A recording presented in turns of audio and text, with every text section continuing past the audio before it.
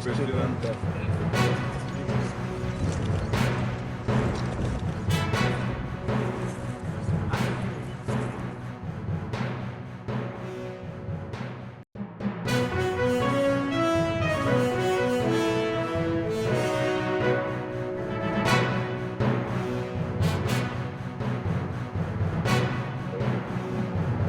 ಕೆಲವು ಜಮೀನಿಗೂ ಕೂಡ ಭೇಟಿಯನ್ನು ಕೊಡ್ತಾ ಇದ್ದಾರೆ.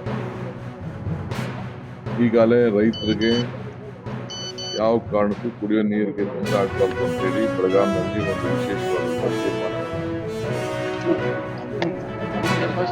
ಆಲ್ಮಟ್ಟಿ ಒಂದು ಬಿಟ್ರೆ ಇನ್ನೆಲ್ಲೂ ಕೂಡ ಇನ್ನ ಒಳ್ಳೆ ವಾತಾವರಣ ಇಲ್ಲ, ಬರ ಹೆಚ್ಚಿಗೆ ಆಗ್ತಾ ಇದೆ.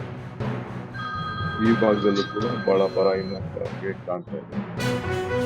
ಅದಕ್ಕೆ ಏನ್ ಮಾಡಬೇಕು, ಮುಂಜಾಗ್ರತೆ ಚರ್ಚೆ ಮಾಡಬೇಕು. ಕೂಡ ನಮ್ಮ ಜನಪ್ರತಿನಿಧಿಗಳನ್ನೆಲ್ಲ ಅಧಿಕಾರಿಗಳು ಕೂಡ ಮಾಹಿತಿಗಳನ್ನು ಚರ್ಚೆ ಮಾಡ್ಬಿಟ್ಟು ನಿಮ್ಮ ಹತ್ರ ಏನು ವಿಚಾರ ತಿಳಿಸ್ಬೇಕು ಅಂತ ಹೇಳಿ ತಿಳಿಸ್ತೇನೆ.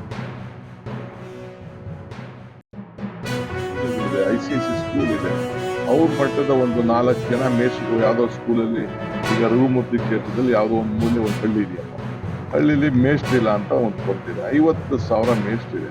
ಸರ್ಕಾರ 1,40,000 ರೂಪಾಯಿ ಒಂದು ಮಗುಗೆ ಖರ್ಚು ಮಾಡ್ತಾರೆ.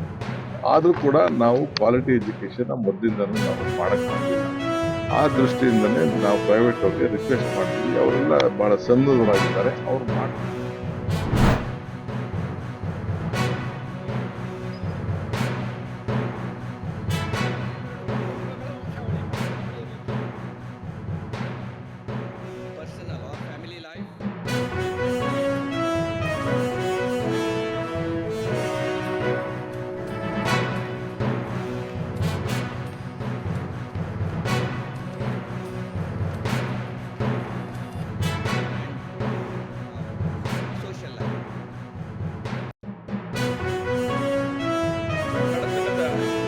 ಅನುಭವಿಸಿದ್ರಿಂದ ಬಡವರ ಜೊತೆಗೆ ಹೇಗೆ ನಡ್ಕೊಳ್ಬೇಕು ಅನ್ನೋದನ್ನು ಅವರು ತಮ್ಮ ಜೀವನದಲ್ಲಿ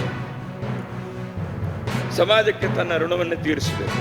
ಮನುಷ್ಯ 4 ರೀತಿ ಋಣ ತೀರಿಸಬೇಕಂತೆ: ದೇವ ಋಣ, ಋಷಿ ಋಣ, ಪಿತೃ ಋಣ ಮತ್ತು ಸಮಾಜ ಋಣ ಅಥವಾ ನರ ಋಣ. ಈ 4 ಋಣಗಳನ್ನು ಗುಜ್ಜಾಡಿ ನರಸಿಂಹನಾಯಕರು ತುಂಬ ಸಮರ್ಥವಾಗಿ ಆ ಋಣಗಳನ್ನು ತೀರಿಸಿದ್ದಾರೆ.